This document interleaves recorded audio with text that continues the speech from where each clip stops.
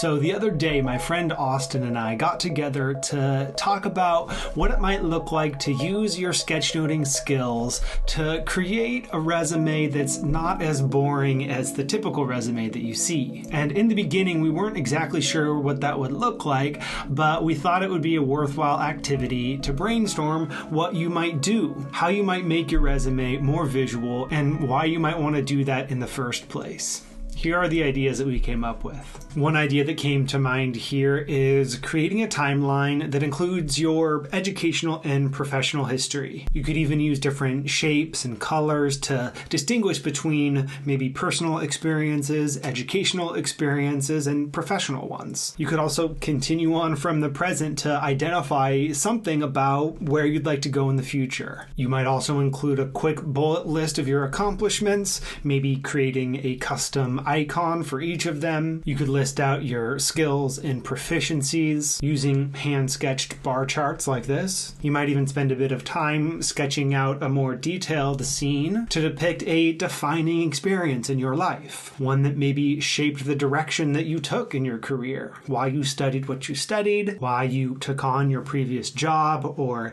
do this other project on the side. That's an opportunity to paint your own picture and tell your own story. I think there's also an opportunity for you to tailor your sketched resume to the specific job that you're applying for. Maybe you leave a certain section of this sketchnoted resume blank for each particular job that you apply for, and that's where you add things specific to that job and why you are a good fit for that particular company. And this kind of brings up the question of, okay, say you want to include visuals like these, maybe some others on your resume. How might you actually pull that all together into a single page? And I feel like this type of mind map structure might be a good fit. In the center, maybe you include a photo of yourself and some primary details, name, location, maybe where folks can reach you online, maybe a one-sentence description of what you're all about. And then these types of elements that I've already outlined can kind of surround you around that central section. What makes that particular structure interesting to me is that rather than kind of listing out your accomplishments in this linear format, it instead shows that what you are is a convergence of all of your past experiences, which I feel like might do a better job of actually communicating who you are, what you're about, and the type of work that you can do. We even talked about using something like a Venn diagram to show that convergence, which you might be able to do. But the thing about Venn diagrams is that once you get more than 3 circles, it tends to be too cluttered and too confusing of a diagram to actually be helpful, which is why something like a mind map like this might be a better fit. So those are some initial ideas for how you might make your resume less boring. And even in those cases when maybe you have to present a traditionally styled resume, you could still use something like this maybe as a cover letter. Or if something like an about page on your website is more important than an actual resume, this type of sketch could go there as well. But I think it would be helpful to actually see a completed form of a sketchnoted resume like this. So with that in mind, I'm going to send off the first half of this video, what I just shared here. I'm going to send that to my friend Austin to have him follow up on these ideas and make some form of a sketchnoted resume. I'm also going to do the same. And I think the proposed intention behind this activity that I pass on to Austin and to you, and I'm going to remind myself of as well, is to think about this document as a way to represent the convergence of the most important things that make up who you are. To again get away from just that linear list and instead attempt to get at something that's a little bit more meaningful and a little bit more personalized. So identifying and visually representing that convergence, that's the task at hand. Let's see how it goes.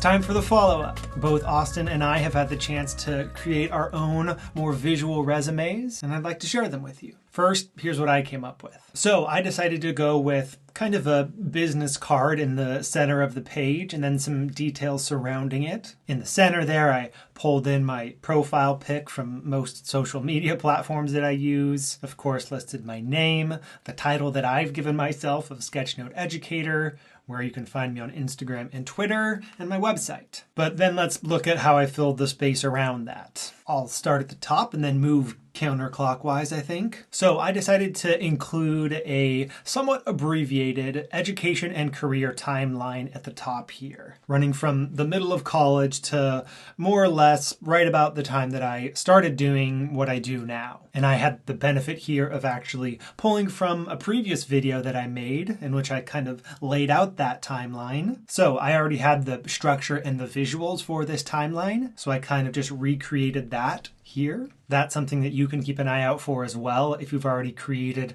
some sort of visual artifacts, visual assets that you might want to weave into your sketchnoted resume. Since I've got that video explaining this timeline, I won't go into those details here, but you can check out that video if you'd like to hear about the details of each of those steps there. Moving counterclockwise, I decided to list out my skills and interests, and I limited myself to 3 in each category. The skills that I spend most of my time using are these 3. Sketchnoting, of course, because that's what I teach. Videography, because it's videos like these that tends to be the way in which I present instructional materials.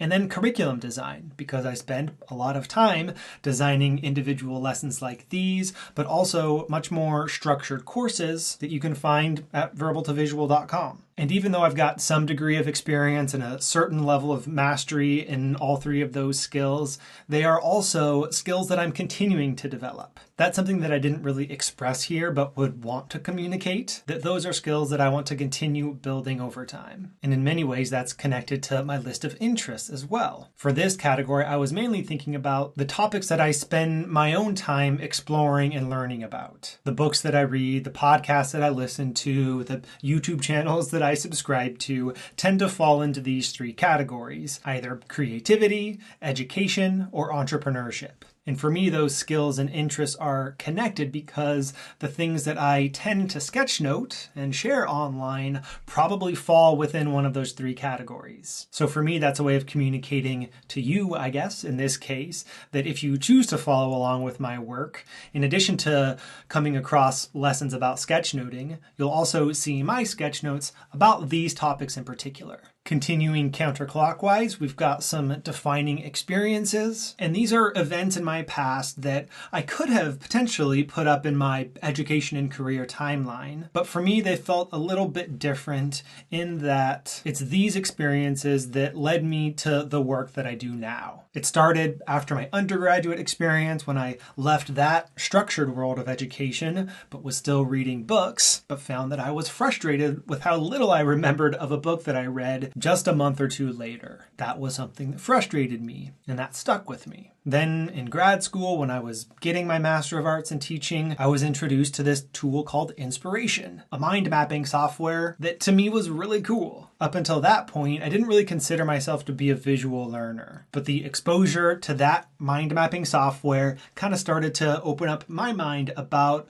other ways of working with ideas. And then the third experience that I wanted to highlight, which I do mention in the timeline, is coming across a TED Talk called Doodlers Unite, and being enthralled by Sunny Brown's short but impactful presentation about the power of doodling. It was that experience that kind of caused all of these past experiences and interests to coalesce, which prompted me to go all in on this visual thinking field, and I haven't looked back. And as a result, what I'm building now, as kind of a merger of my past experiences, is an online learning environment to help people master the skill of sketchnoting in order to do 3 things specifically: learn deeply, solve problems efficiently, and tell stories effectively. That's what Verbal to Visual is all about. And I guess my goal in sharing this type of sketchnoted resume is to tell a little bit of the backstory behind how I got here, why I'm so interested in sketchnoting, and why I'm excited to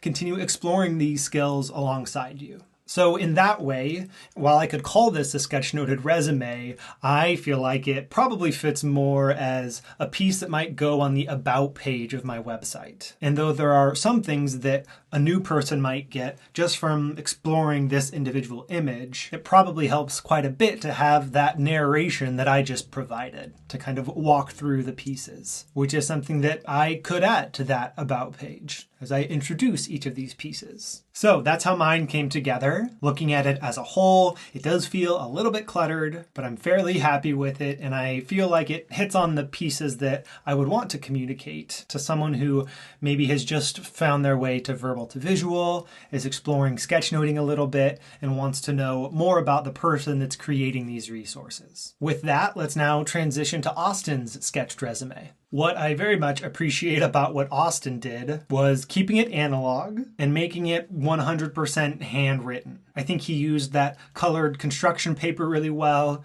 to distinguish between the different sections. And even though there aren't any images here, the fact that it is all handwritten and there's this hierarchy with the colors and each chunk of text has its own piece of paper, that makes me want to explore all of the pieces to this in a way that I don't feel like I'd want to do if this were all created on a computer. In the center, you've got that big and bold, "Hi, I'm Austin." The thread that connects all of my work is enthusiasm. As a facilitator, creator, performer, and consultant, I enthuse. I love that, turning enthusiasm into a verb and even a service that Austin can provide, and having email and social and website information there. Then looking at those 4 different sections surrounding that, we've got 4 different pieces to Austin's personality and Austin's skill set. Facilitator, creator, consultant, and performer. And I think the way that Austin has laid this out, it gets better at what I talked about in part 1 of this video in terms of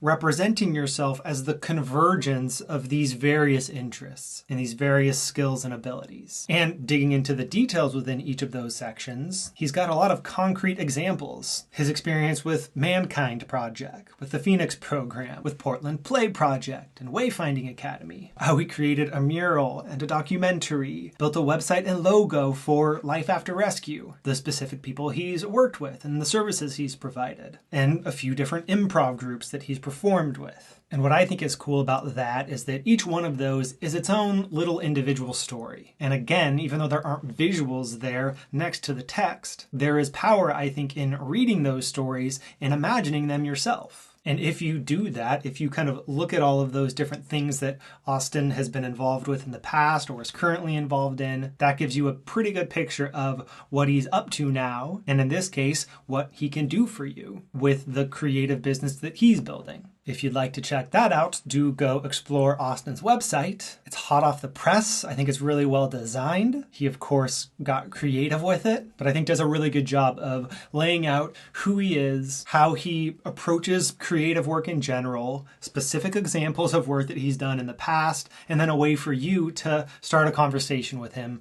so that you can connect about your creative project. Now, stepping back to look at how we each approached this task of creating a more visual resume, I think it's interesting to see how different they turned out. And I think the beauty of creating this type of sketchnoted resume or cover letter or about page image is that you can take it in whatever direction you want. You can make it as verbal or as visual as you want, add your own flair, other elements to it that you just think would be fun to add. And that's precisely what I encourage you to go do now. If you are in the process of hunting for a new job or maybe creating a job for yourself, give this activity a try. Yes, you still might need kind of a traditional looking resume for the jobs that you're applying for, but see what happens if you take that information and try to summarize it in a more visual way and represent who you are and what you're up to as the convergence of your various past experiences, skills, and interests. Even if it's just a clarifying process for yourself,